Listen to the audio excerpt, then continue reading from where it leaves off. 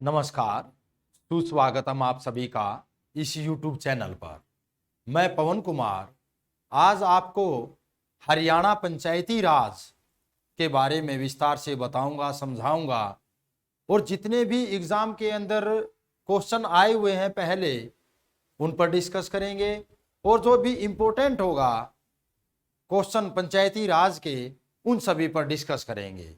और मैं ये आपको विश्वास दिलाता हूं और ये गारंटी देता हूं कि पंचायती राज में जो भी क्वेश्चन आएगा हमारी इस वीडियो से बाहर क्वेश्चन नहीं जाएगा। जो भी एग्जाम के अंदर पूछा जाएगा सारे के सारे क्वेश्चन आपको इसी एक ही वीडियो से आपको मिलेंगे। हरियाणा के पंचायती राज के हरियाणा, ये अपना प्यारा सा हरी की भूमि हरियाणा। हरियाणा में पंचायती राज की शुरुआत हरियाणा में पंचायती राज की शुरुआत 22 अप्रैल 1994 को 1994 को हुई थी। पंचायती राज या लोकल बॉडीज, या तो उसको लोकल बॉडीज बोलें या हम पंचायती राज बोलें, बात एक ही है। लोकल बॉडीज स्थानीय स्वशासन,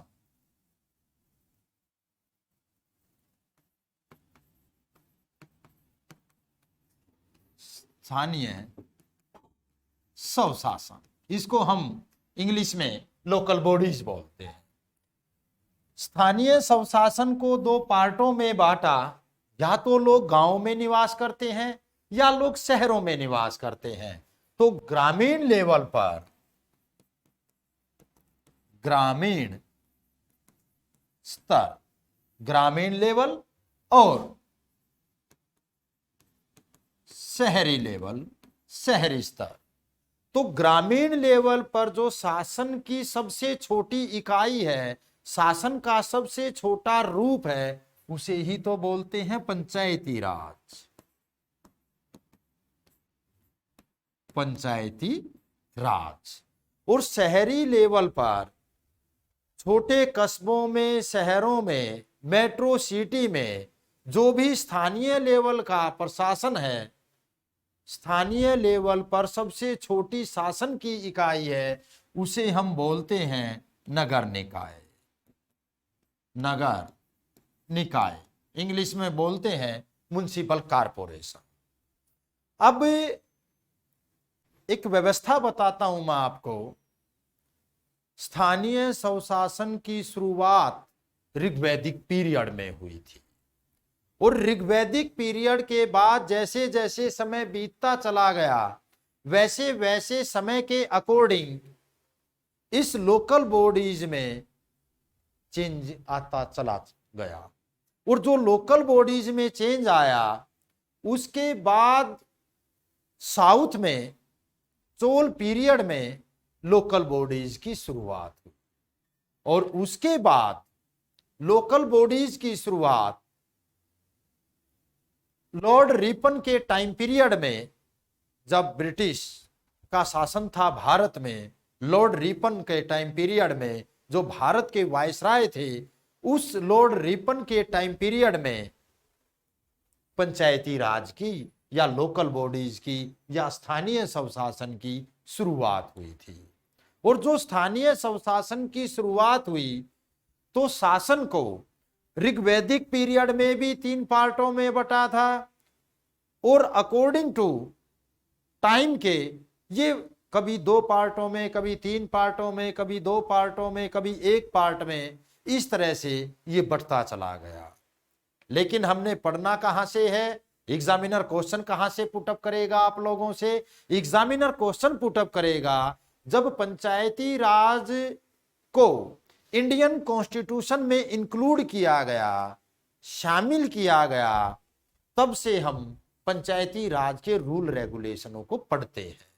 और जो पंचायती राज के रूल रेगुलेशन है, वो हमारे जो इंस्ट्रक्शन दी गई हैं, वो हमारे इंडियन कॉन्स्टिट्यूशन के पार्ट 9 में आर्टिकल 243 में पंचायती राज के बारे में संपूर्ण लिखा गया है। पहले हम डिस्कस करते हैं कि जो पंचायती राज है उसके भी 3 लेवल बताए, जो नगर निकाय है उसके भी 3 लेवल बताए। पहले हम इस पर डिस्कस करते हैं, उसके बाद इंडियन कॉन्स्टिट्यूशन में जो पंचायती राज के बारे में या लोकल बॉडीज के बारे में, म्युनिसिपल कारपोरेशन के बारे में जो लिखा गया है उन पर हम बाद में डिस्कस करेंगे। थोड़ा सा हम पहले समझने का प्रयास करते हैं कि जो स्थानीय स्वशासन है, जो पंचायती राज है, वो भी 3 पार्टों में, जो म्युनिसिपल कारपोरेशन है वो भी 3 पार्टों में। और ये अकॉर्डिंग टू सीक्वेंस सबसे छोटा पंचायती राज का पार्ट कौन सा? ग्राम पंचायत, ग्राम पंचायत। और सेकंड पार्ट जो हमारा वो ब्लॉक समिति। जो थर्ड पार्ट वो जिला परिषद का पार्ट। इसी तरह से नगर निकाय म्युनिसिपल कारपोरेशन को भी 3 पार्टों में बांटा, यानी कि जो छोटे शहर हैं उनमें किस प्रकार की व्यवस्था की गई, उनमें नगर पालिका की व्यवस्था की गई।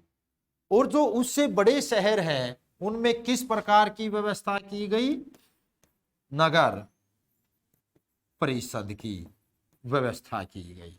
जो उससे बड़े शहर हैं उनमें किस प्रकार की व्यवस्था की गई, उनमें नगर निगम की व्यवस्था की गई। एग्जामिनर क्या पूछता है? एग्जामिनर क्वेश्चन पूछता है कि पंचायती राज के जो 3 लेवल हैं, 3 स्तर हैं, 3 पार्ट हैं, उन पार्टों में सबसे छोटा पार्ट कौन सा है? ग्राम पंचायत। उससे बड़ा पार्ट कौन सा है? ब्लॉक समिति। उससे बड़ा पार्ट कौन सा है? जिला परिषद। जिला परिषद और पंचायती राज के बीच के पार्ट को किस नाम से जाना गया? ब्लॉक समिति के नाम से। नगर निकाय में सबसे छोटा लेवल कौन सा है? नगर पालिका। उससे बड़ा लेवल कौन सा है? नगर परिषद। उससे बड़ा लेवल कौन सा है? नगर निगम। ये व्यवस्था की गई। और जो ये व्यवस्था की गई इसमें क्या किसी गांव में या किसी एक मोहल्ले में जिसकी पॉपुलेशन 500 से ऊपर हो वहां पर एक ग्राम पंचायत की व्यवस्था की जाएगी, या ये कहें कि मिनिमम 6 पंचायत मेंबर हो वहां पर एक ग्राम पंचायत की व्यवस्था की जाएगी। यानी कि एक गांव में एक ग्राम पंचायत हो और 5000 की पॉपुलेशन पर लगभग जो लिखा गया है 5000 की पॉपुलेशन पर एक ब्लॉक समिति का मेंबर चुना जाता है और 40,000 की पॉपुलेशन पर एक जिला पार्षद चुना जाता है। तो कई बार पेपर में पूछा भी जाएगा, तो कई बार पेपर में पूछ भी ले तो 500 की जो आबादी होगी, 500 की जो पॉपुलेशन होगी वहां पर एक ग्राम पंचायत, यानी कि एक गांव में एक ग्राम पंचायत हो या कम से कम 6 पंचायत मेंबर हो। पंचायत मेंबर हो। ब्लॉक समिति के लिए एक ब्लॉक समिति का मेंबर 5000 की पॉपुलेशन पर, 5000 की पॉपुलेशन पर, जनसंख्या पर ब्लॉक समिति का एक मेंबर चुना जाता है। जिला परिषद का जो मेंबर चुना जाएगा वो कितनी पॉपुलेशन पर? 40,000 की जनसंख्या पर। ये भी एग्जाम में कई बार पूछ लेते हैं, ये कितनी पॉपुलेशन पर चुना जाएगा, ये कितनी पॉपुलेशन पर चुना जाएगा। इसी तरह म्युनिसिपल कारपोरेशन में एक किसी भी छोटे शहर जिसकी पॉपुलेशन 50,000 से कम होगी वहां पर नगर पालिका होगी, या नगर 50,000 से कम जनसंख्या, वहां पर क्या होगा? जहां पर ये जनसंख्या होगी 50,000 से कम किसी भी कस्बे में, वहां पर नगर पालिका का गठन किया गया। जहां पर इससे बड़ी संख्या में किसी शहर में 50,000 से 3 लाख 3 लाख से कम, 50,000 से ज्यादा और 3 लाख तक की पॉपुलेशन पर नगर परिषद की व्यवस्था की। और जिस शहर की पॉपुलेशन 3 लाख से ज्यादा होगी वहां पर नगर निगम की व्यवस्था की गई। यानी कि यहां पर पॉपुलेशन 3 लाख से ज्यादा, तो 3 लाख से ज्यादा होगी वहां पर नगर निगम की व्यवस्था की गई। अब हमारे हरियाणा में जो ग्राम पंचायतें हैं वो कितनी है? 6,759। हरियाणा में 6,759 ये ग्राम पंचायतें हैं। हरियाणा में जो ब्लॉक समितियां हैं वो ब्लॉक समितियां कितनी हैं? हरियाणा में ब्लॉक समितियां 143 ब्लॉक समितियां हैं। और जो जिला परिषदें हैं, एक जिले में, क्योंकि हमारे हरियाणा में कितने जिले हैं? टोटल 22 डिस्ट्रिक्ट हैं, तो 22 जिला परिषदें होंगी। कितनी होंगी? 22 जिला परिषदें। डाटा एग्जाम के अंदर पूछते हैं हमारे हरियाणा में कितने ब्लॉक हैं, हमारे हरियाणा में कितना जिला परिषदें हैं, हमारे हरियाणा में कितनी पंचायतें हैं, ये एग्जाम के अंदर क्वेश्चन पूछे गए हैं। नगर पालिका, जो हमारी नगर पालिकाएं हैं, हमारे हरियाणा में कितनी नगर पालिकाएं हैं? 59 नगर पालिकाएं हैं। और हमारे हरियाणा में जो नगर परिषदें हैं वो कितनी हैं? नगर परिषदें 22 नगर परिषदें हैं। हमारे हरियाणा में जो नगर निगम है वो कितने हैं? हमारे हरियाणा में 11 नगर निगम है। ये प्रेजेंट का डाटा, ये भी एग्जाम के अंदर क्वेश्चन पूछा गया। नगर परिषदें हरियाणा में कितनी हैं? नगर निगम, ये तो बहुत बार क्वेश्चन आया कि हमारे हरियाणा में नगर निगम कितने हैं। प्रेजेंट में हमारे हरियाणा में 11 नगर निगम है। इसी प्रकार से जो हमारी नगर निगम की जो व्यवस्था है, वो व्यवस्था जब ब्रिटिश का राज था, ईस्ट इंडिया कंपनी ने हमारे यहाँ पर राज किया, अंग्रेजों के समय में 1688 में सबसे पहले मद्रास को, अब चेन्नई बोलते हैं, मद्रास को नगर निगम बनाया था। 1688 में जो नगर निगम बनाया पहला, वो मद्रास, उसके बाद नगर निगम की व्यवस्था शुरू हो गई थी। हरियाणा में पहला नगर निगम कब बनाया गया? सबसे पहले हम नगर निगम से ही शुरुआत करते हैं कि हरियाणा में जो हमारे नगर निगम थे वो टोटल कितने थे? 11 थे। एग्जाम के अंदर पूछा गया पहला नगर निगम, पहला नगर निगम कब बनाया गया? पहला नगर निगम 1994 में बनाया गया। कौन सा बनाया गया? फरीदाबाद बनाया गया। फरीदाबाद बनाया गया। दूसरा नगर निगम, दूसरा नगर निगम, ये दूसरा नगर निगम कब बनाया गया? जो दूसरा नगर निगम था वो 2008 को कौन सा बनाया गया? गुरुग्राम नगर निगम बनाया गया। प्रेजेंट में कितने नगर निगम हैं? 11 नगर निगम हैं। 11वां नगर निगम कौन सा बनाया गया? गुरुग्राम का ही पार्ट था पहले, मानेसर नगर निगम। अब मानेसर को नया नगर निगम बनाया गया। मानेसर को कब नया नगर निगम बनाया गया? 2020 में मानेसर को नया नगर निगम बनाया गया। अब हम 11 के 11 नगर निगम लिखते हैं तो पहला नगर निगम फरीदाबाद,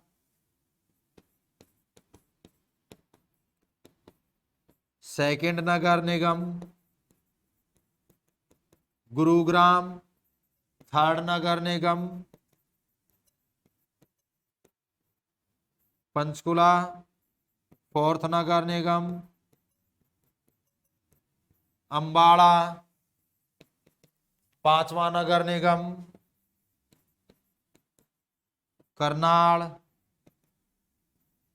अगला नगर निगम पानीपत, सातवां नगर निगम सीक्वेंस में लिख लेते हैं थोड़ा सा, हिसार नगर निगम, और हिसार नगर निगम के बाद यमुना नगर निगम, यमुना नगर निगम, उसके बाद रोहतक नगर निगम, रोहतक नगर निगम, उसके बाद जो 10वां बना था वो सोनीपत नगर निगम, उसके बाद जो नगर निगम 11वां बनाया गया वो मानेसर बनाया। ये बात याद रखना, एग्जामिनर पूछता है या तो वो पहला नगर निगम पूछेगा या वो सेकंड नगर निगम पूछेगा, या नगर निगम जो 11वां जो नया नगर निगम बनाया वो कब बनाया? 2015 में सोनीपत को नगर निगम बनाया गया था। उससे पहले नगर निगम ये दो बना करके बाकी सारे इकट्ठे नगर निगम बनाए गए थे। ये तो थी नगर निगमों की व्यवस्था कि प्रत्येक शहर की पॉपुलेशन जितने भी हैं इनकी पॉपुलेशन 3 लाख से ऊपर है तो नगर निगम की व्यवस्था है। अकॉर्डिंग टू सरकार के ये व्यवस्था की गई कि जहां पर 5 लाख की पॉपुलेशन से ज्यादा 10 लाख की पॉपुलेशन से ज्यादा हो, 5 लाख से ऊपर हो, 10 लाख की पॉपुलेशन हो, वहां पर 2 नगर निगम बनाए जाएंगे। लेकिन सरकार ने पीछे दिल्ली में 3 नगर निगम थे, उनको एक पार्लियामेंट में अमेंडमेंट लेकर के आए और उस अमेंडमेंट के द्वारा एक ही नगर निगम बना दिया। तो कई बार ये अमेंडमेंट के द्वारा चेंज होती रहती हैं चीजें, वो एक अलग विषय है। उससे आगे हम पंचायती राज पर जो डिस्कस करते हैं नगर निकाय के अलावा, क्योंकि नगर निकाय से एग्जामिनर आप लोगों से इतने ही क्वेश्चन वो पुटअप करेगा। अब जो स्थानीय स्वशासन है, स्थानीय स्वशासन, यहां एक बात याद रखना कि स्थानीय स्वशासन को जो हमने 2 पार्टों में बांटा, एक को बोलते हैं पंचायती राज और दूसरे को बोलते हैं नगर निकाय, म्युनिसिपल कारपोरेशन। ये दोनों अलग अलग पार्टीशन में इंक्लूड किए गए। ये दोनों के दोनों इंडियन कॉन्स्टिट्यूशन के पार्ट भाग 9 में आर्टिकल 243 में पंचायती राज को या लोकल बॉडीज को या नगर निकाय को शामिल किया गया। जो नगर निकाय को शामिल किया गया, इसके पार्ट बना दिए गए, और इसके जो पार्ट बना दिए गए वो पंचायती राज में जो हमारा आर्टिकल था, आर्टिकल अनुच्छेद 243 में ए से ओ तक पंचायती राज के बारे में लिखा गया, रूल रेगुलेशनों को लिखा गया। नगर निकाय में भी आर्टिकल अनुच्छेद 243 में पी से जेड तक म्युनिसिपल कारपोरेशन नगर निकाय के बारे में लिखा गया। जो नगर निकाय के बारे में इस आर्टिकल में लिखा गया, अनुच्छेदों में लिखा गया, और ये इस सब सेक्शन के अकॉर्डिंग लिखे। अब एग्जामिनर क्वेश्चन पूछता है कि जो पंचायती राज था, उस पंचायती राज को इंडियन कॉन्स्टिट्यूशन के 43 कॉन्स्टिट्यूशन अमेंडमेंट, संविधान संशोधन के द्वारा, कॉन्स्टिट्यूशन अमेंडमेंट के द्वारा ये पंचायती राज भारतीय संविधान में जोड़ा गया। नगर निकाय को कौन से अमेंडमेंट के द्वारा? 74वां संविधान संशोधन। इस संशोधन के द्वारा 74 कॉन्स्टिट्यूशन अमेंडमेंट के द्वारा म्युनिसिपल कॉरपोरेशन, नगर निकाय को इंडियन कॉन्स्टिट्यूशन में शामिल किया गया। अब यहां एक बात याद रखना, ये इंडियन कॉन्स्टिट्यूशन में शामिल किए गए तो 9 के 2 पार्ट बना दिए गए। तो 9 के जो 2 पार्ट बनाए, मेन 9 में तो पंचायती राज को और 9A में इसको शामिल किया गया। किसको? नगर निकाय को शामिल किया गया। अब यहां एक बात याद रखना कि पूरे स्थानीय स्वशासन की जो व्यवस्था है, उस व्यवस्था पर कानून बनाने का अधिकार, चुनाव करवाने का अधिकार, ये सारा का सारा स्टेट गवर्नमेंट को दिया गया। और जो स्टेट गवर्नमेंट को दिया गया, राज्य सरकारों को दिया गया, तो ये किस आर्टिकल में फिर शामिल किया गया? ये आर्टिकल में direct principle of state policy, राज्य नीति के निर्देशक सिद्धांतों में भी इस स्थानीय स्वशासन को के बारे में लिखा गया। पंचायती राज को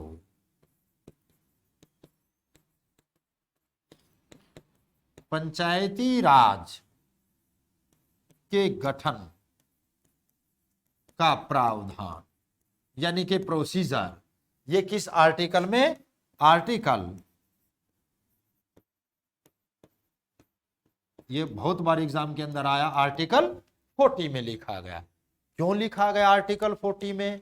जब आपको चीजें, मैं हर बार एक बात जरूर बोलता हूं अपनी वीडियो में कि आप बेस को समझें। अगर आप बेस को समझ गए, रटाफिकेशन ना करो, क्योंकि हमने एक बात का पता है कि लोकल बॉडीज पर कानून बनाने का अधिकार पूर्ण रूप से राज्य सरकारों को है। तो राज्य सरकारों को जहां पर कानून बनाने का अधिकार है, जिन जिन व्यवस्थाओं में कानून बनाने का अधिकार है, वो कहां पर? इंडियन कॉन्स्टिट्यूशन में लिखी गई। इंडियन कॉन्स्टिट्यूशन के direct principle of state policy, राज्य नीति के निर्देशक सिद्धांत, इंडियन कॉन्स्टिट्यूशन के पार्ट 4 में आर्टिकल 40 में ग्राम पंचायत के गठन के प्रावधान की व्यवस्था की गई।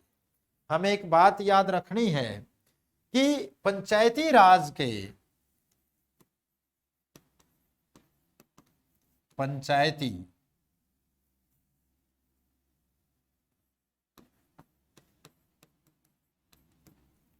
पंचायती राज के बारे में एक तो लिखा गया आर्टिकल 40 संविधान में, एक लिखा गया आर्टिकल 243, एक लिखा गया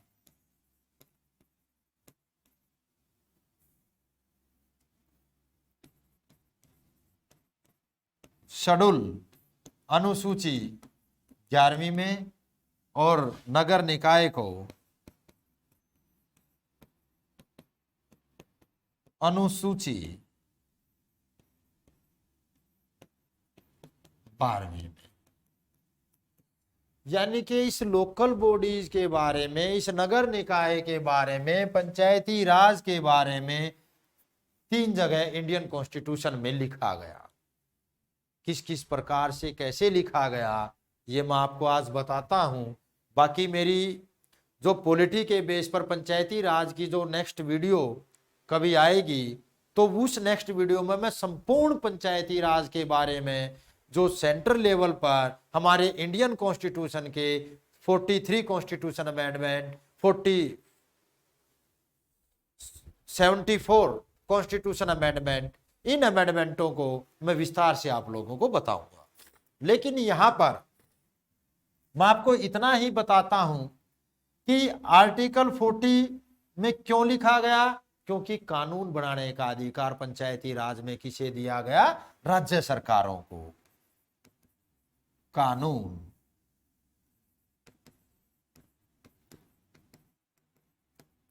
बनाने का अधिकार राज्यों को, स्टेटों को दिया गया। इसलिए ये कहां पर इंक्लूड किया गया, आर्टिकल 40 में, direct principle of state policy में।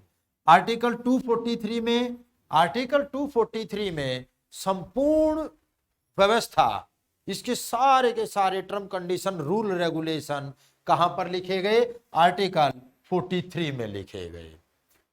और पंचायती राज, क्योंकि लोकल बॉडीज है, स्थानीय स्वशासन है, स्थानीय सबसे छोटी इकाई है, इसलिए उनको भी कानून बनाने का अधिकार दिया गया। वो किन सब्जेक्टों पर कानून बना सकते हैं, उन सब्जेक्टों के बारे में 11वीं अनुसूची में लिखा गया।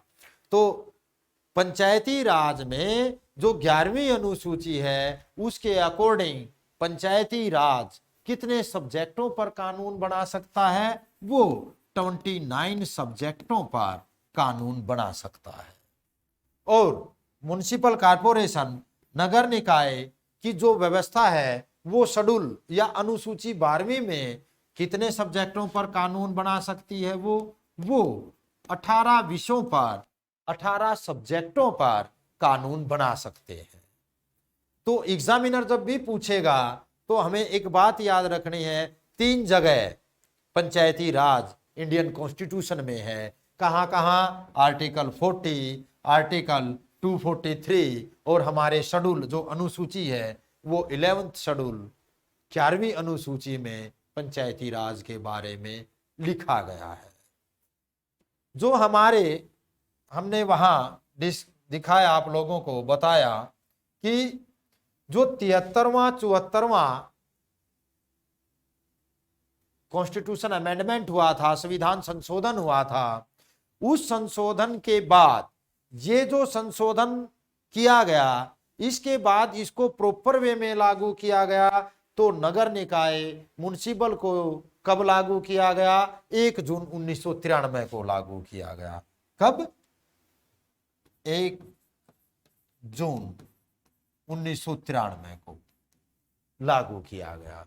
और पंचायती राज का जो अमेंडमेंट हुआ, वो अमेंडमेंट के बाद यहां पर 24 अप्रैल 1993 को लागू किया गया। ये पूछता है कि नगर निकाय या 74वां कॉन्स्टिट्यूशन अमेंडमेंट कब हुआ था, 1 जून 1993 को।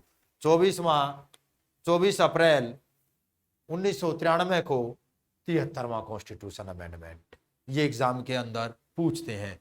उसके बाद अगर राष्ट्रीय पंचायती राज डे पूछें, राष्ट्रीय पंचायती राज डे पूछें, तो कब माना जाएगा, राष्ट्रीय पंचायती राज दिवस या डे, ये कब, 24 अप्रैल को। और हरियाणा पंचायती राज दिवस, हरियाणा पंचायती राज दिवस, हरियाणा जो पंचायती राज दिवस है वो 22 अप्रैल को। यानी कि 22 अप्रैल, जब ये 24 अप्रैल 1993 को अमेंडमेंट करके इंडियन कॉन्स्टिट्यूशन में लिखा गया, तो एक बात लिखी गई थी कि भारत के सभी राज्यों में पंचायती राज को 1 साल यानी कि 24 अप्रैल 1994 तक लागू कर दिया जाए। तो हरियाणा में, कई बार पूछता है एग्जामिनर, हरियाणा में, हरियाणा पंचायती राज एक्ट या अधिनियम कब? 22 अप्रैल 1994 में। तो कई बार एग्जामिनर डायरेक्ट पूछता है हरियाणा पंचायती राज एक्ट कब लागू किया गया? 1994 में लागू किया। देश में पंचायती राज एक्ट कब लागू किया गया? अगर देश में पूछेंगे तो 1993 में पंचायती राज एक्ट लागू किया गया। पंचायती राज पर कानून बनाने का अधिकार राज्य सरकारों को है, इसलिए इसी एक्ट के अकॉर्डिंग सभी राज्यों में राज्य चुनाव आयोग बनाने की व्यवस्था की गई। तो हरियाणा में भी पंचायती राज के चुनाव कौन कराते हैं? हरियाणा में पंचायती राज के चुनाव राज्य चुनाव आयोग कराता है। पंचायती राज और नगर निकाय, नगर निकाय म्युनिसिपल कॉरपोरेशन, इन दोनों के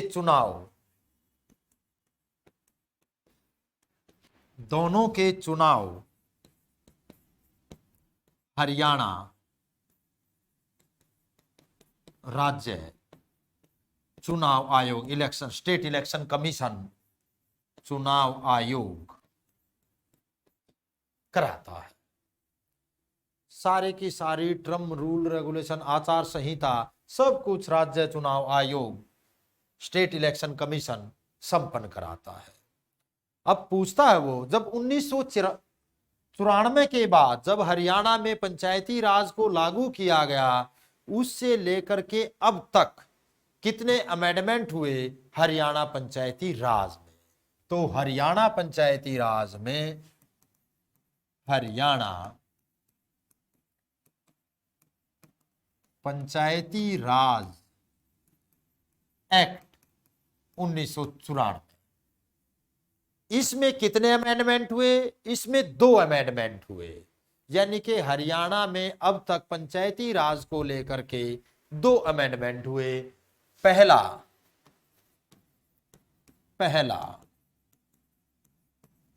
पंचायती राज संशोधन अमेंडमेंट एक्ट। तो जो संशोधन अमेंडमेंट एक्ट था वो कब लागू हुआ? जो संशोधन अमेंडमेंट एक्ट था वो अमेंडमेंट 7 सितंबर 2015 को, 7 सितंबर 2015 को एक अमेंडमेंट किया गया। और जो ये अमेंडमेंट किया गया, इस अमेंडमेंट को, ये डेट इसलिए पूछी गई क्योंकि सुप्रीम कोर्ट में केस गया था ये, और जब सुप्रीम कोर्ट में केस गया था तो सुप्रीम कोर्ट का जजमेंट आया था, डिसीजन आया था कि राज्य सरकारों को संपूर्ण रूप से पंचायती राज पर कानून बनाने का अधिकार है। इसलिए हमने वो डेट लिखी, नहीं तो पेपर में जो आएगा एग्जाम के अंदर वो पहला पंचायती राज अमेंडमेंट एक्ट जो पूछा गया, संशोधन एक्ट जो है वो 2015 में लाया गया। ये डेट जजमेंट की डेट है। उसमें क्या परिवर्तन किया गया? उसमें 2 परिवर्तन किए गए। एक तो पहला परिवर्तन जो किया गया, जो चेंज आया, वो परिवर्तन आया कि जो भी चुनाव लड़ेगा, चाहे वो पंचायत मेंबर का चुनाव लड़े, ब्लॉक समिति का चुनाव लड़े, म्युनिसिपल कॉरपोरेशन का चुनाव लड़े, सरपंच का चुनाव लड़े, उन सभी के घरों में टॉयलेट कंपलसरी की जाए, यानी कि शौचालय को अनिवार्य कर दिया गया। पहला जो था वो शौचालय, टॉयलेट को कंपलसरी सभी के घरों में अनिवार्य कर दिया, अनिवार्य कर दिया गया। और दूसरा जो सबसे बड़ा जो इन्होंने परिवर्तन लेकर के आए, जो अमेंडमेंट किया, वो सेकंड अमेंडमेंट था कि पंचायती राज में एजुकेशन को कंपलसरी कर दिया गया, शिक्षा को अनिवार्य कर दिया गया, एजुकेशन को कंपलसरी कर दिया गया, शिक्षा को अनिवार्य कर दिया गया। और अनिवार्य कर दिया गया क्या? कि जर्नल कैटेगरी में जो भी चुनाव लड़ेगा पंचायती राज को लेकर के, उसके लिए 10th पास कंपलसरी कर दिया गया। और एससी के लिए 8th पास सरपंच के चुनाव लड़ने के लिए कंपलसरी कर दिए गए। यानी कि भारत में दूसरा राज्य था हरियाणा जहां पर पंचायती राज में एजुकेशन को कंपलसरी कर दिया गया। एग्जामिनर पूछता है पहला राज्य कौन था जहां पर ये एजुकेशन शिक्षा कंपलसरी की गई? राजस्थान राज्य, पहला राज्य राजस्थान, दूसरा राज्य अपना प्यारा हरियाणा, दूसरा राज्य हरियाणा जहां पर पंचायती राज में एजुकेशन को कंपलसरी कर दिया गया। ये पहला संशोधन एक्ट था। जो दूसरा संशोधन एक्ट था हरियाणा में पंचायती राज दूसरा संशोधन एक्ट, ये संशोधन एक्ट नवंबर 2020 में, नवंबर 2020 में किया गया। जो नवंबर 2020 में किया गया, 6 नवंबर 2020 जो ये किया गया, इसमें क्या चेंज किया गया, क्या परिवर्तन किया गया, क्या अमेंडमेंट किया गया? इसमें अमेंडमेंट किया गया। सबसे पहला 50% महिलाओं के लिए रिजर्वेशन, आरक्षण। टोटल सीटों का 50% महिलाओं के लिए सीटें आरक्षित कर दी गई, यानी कि महिलाओं को 50% रिजर्वेशन दे दिया गया। और जो सेकंड इन्होंने किया वो BC backward classes, BCA category के लिए 8%, टोटल सीटों का 8% आरक्षण की व्यवस्था की गई। यानी कि 8% रिजर्वेशन दिया गया किस कम्युनिटी के लिए? BCA कम्युनिटी के लिए रिजर्वेशन दिया गया 8%। और तीसरा जो सबसे महत्वपूर्ण है, एग्जाम के अंदर भी पूछा गया, राइट टू रिकॉल, यानी कि सरपंच को, पंचायती राज में सरपंच को पद से हटाने के लिए 5 साल पहले ही उसको पद से हटाने की व्यवस्था का प्रावधान किया गया। इसलिए जो तीसरा सबसे महत्वपूर्ण था वो राइट टू रिकॉल।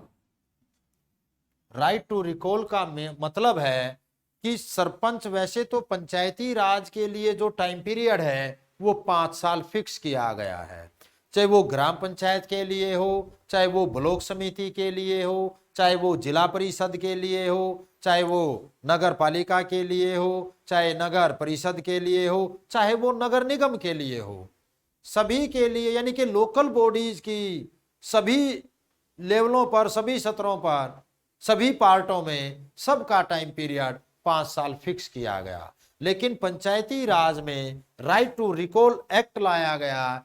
इसमें सरपंच को 5 साल से पहले भी पद से हटाया जा सकता है। उसकी कुछ टर्म कंडीशनें मैं बताता हूं आप लोगों को कि टर्म कंडीशनें क्या रखी गई। राइट टू रिकॉल,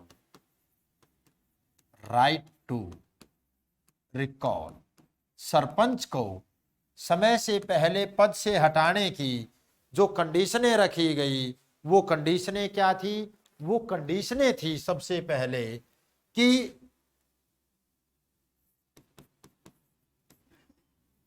गांव या ग्राम में 33% मतदाता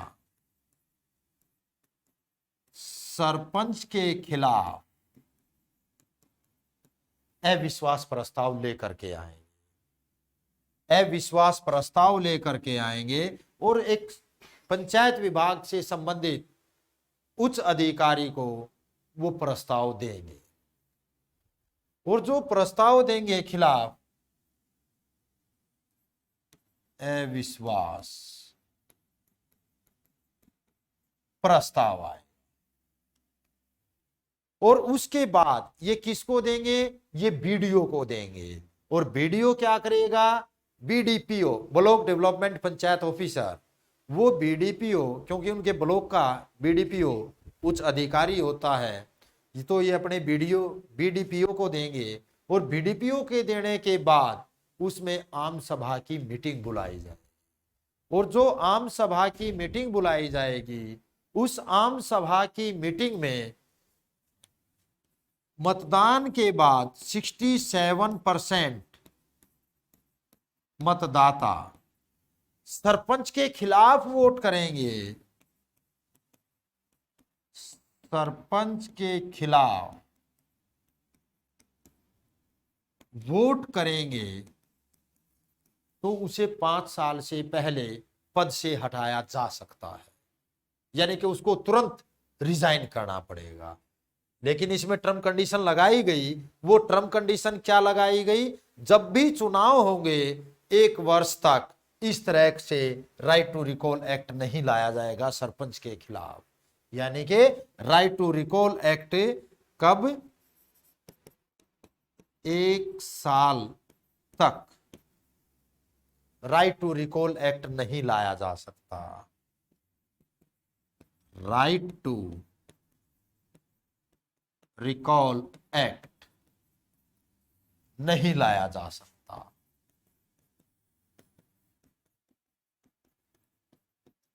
यहां एक और व्यवस्था बना दी, क्या व्यवस्था बना दी, अगर हम ये परसेंटेज भी ले आता कोई भी गांव खिलाफ सरपंच के, और इस प्रकार से ये तो लेकर के आ गया अविश्वास प्रस्ताव, उसके बाद सरपंच के खिलाफ 67% वोटिंग नहीं हुई, तो सरपंच अपने पद पर बना रहेगा, लेकिन उसके 1 साल तक इस तरह से राइट टू रिकॉल एक्ट के तहत अविश्वास प्रस्ताव नहीं लाया जा सकता। यानी कि एक बार लेकर के आए तो दोबारा तुरंत नहीं लाया जाएगा, 1 साल का बीच में गैप दिया जाएगा, यानी कि 1 साल तक फिर दोबारा ये राइट टू रिकॉल एक्ट नहीं लाया जा सकता। पंचायती राज में जो टाइम पीरियड है, हरियाणा पंचायती राज एक्ट 1994, जो हरियाणा पंचायती राज एक्ट 1994 लागू किया गया, उसमें चुनाव कराने का अधिकार किसे दिया गया, वो मैंने पहले भी लिखवा दिया आप लोगों को, स्टेट इलेक्शन कमीशन को दिया गया। पंचायती राज का टाइम पीरियड, पंचायती राज या नगर निकाय, नगर निकाय, इनका टाइम पीरियड कितना, 5 साल फिक्स किया गया। और जो मिनिमम एज है चुनाव लड़ने की, मिनिमम एज, मिनिमम एज कितनी, 21 ईयर्स, तो 21 साल, इससे ऊपर। एक बात यहां हमेशा याद रखना, इस भारत में मिनिमम एज तो चुनाव लड़ने की हो सकती है, लेकिन अपर एज लिमिट नहीं होती, चाहे वो पंचायत का चुनाव हो, चाहे वो एमएलए का चुनाव हो, चाहे एमएलसी का चुनाव हो, चाहे मेंबर ऑफ पार्लियामेंट का चुनाव हो, चाहे प्रेसिडेंट का चुनाव हो, चाहे वाइस प्रेसिडेंट का चुनाव हो। इस भारत में जितने भी चुनाव हैं, उन चुनाव में अपर एज लिमिट नहीं होती, मिनिमम एज लिमिट अलग अलग, राष्ट्रपति के लिए अलग है, उपराष्ट्रपति के लिए अलग है, वो अलग अलग हो सकती है। इसी पंचायती राज एक्ट 1994 में अब पंचायतों को पैसा दे, किस प्रकार से सिस्टम से पैसा दिया जाए, तो क्या व्यवस्था की गई, जो व्यवस्था की गई वो व्यवस्था की गई कि राज्य में एक कमीशन का गठन किया गया। जो राज्य में एक कमीशन का गठन किया गया, हरियाणा में स्टेट फाइनेंस कमीशन, राज्य वित्त आयोग, स्टेट फाइनेंस कमीशन। तो प्रेजेंट में कौन सा स्टेट फाइनेंस कमीशन है? प्रेजेंट में 6th स्टेट फाइनेंस कमीशन काम कर रहा है। अब तक कितने चुनाव हो चुके? जो अब तक 5 बार चुनाव हो चुके, छठा ये अब चल रहा है, छठे के चुनाव हो चुके हैं। तो हरियाणा में 6th पे कमीशन काम कर रहा है। ये पे कमीशन, ये वित्त आयोग, स्टेट इलेक्शन कमीशन, ये क्या काम करता है? पंचायतों में पैसे का समान रूप से बंटवारा करता है। और एग्जाम के अंदर पूछा भी गया है कि हरियाणा में जो 6th स्टेट फाइनेंस कमीशन है, उसके अध्यक्ष कौन है? पी राघवेंद्र उसके अध्यक्ष है। पी राघवेंद्र इसके चेयरमैन है। स्टेट फाइनेंस कमीशन कितने सदस्यीय है? हरियाणा स्टेट फाइनेंस कमीशन 9 सदस्यीय है। कितने सदस्यीय है? 9 मेंबर हैं, 9 सदस्य हैं स्टेट फाइनेंस कमीशन में। इसके चेयरमैन बहुत बार पूछते हैं, पी राघवेंद्र इसके स्टेट फाइनेंस कमीशन के चेयरमैन है। हमने हरियाणा के बेस पर पंचायती राज के बारे में जितना भी मैंने अब तक डिस्कस किया वो स्टेट के लेवल पर है। सेंटर की एसएससी में या यूपीएससी में या स्टेट पीसीएस में जो पंचायती राज के बारे में क्वेश्चन आते हैं, वो कमेटियों से भी आते हैं। वो कमेटियों से जो क्वेश्चन आते हैं वो मैं पॉलिटी की वीडियो में, जब पॉलिटी में पंचायती राज कराऊंगा तब उसको मैं विस्तार से डिस्कस करूंगा। अब हरियाणा के लेवल पर जो मैंने हरियाणा पंचायती राज एक्ट के बारे में जितना भी आप लोगों को बताया, ये प्रॉपर वे में, इससे बाहर अगर हरियाणा में पंचायती राज से क्वेश्चन पूछा जाएगा तो इससे बाहर क्वेश्चन नहीं पूछ सकता, ना ही कोई क्वेश्चन इससे बाहर बढ़ता। धन्यवाद।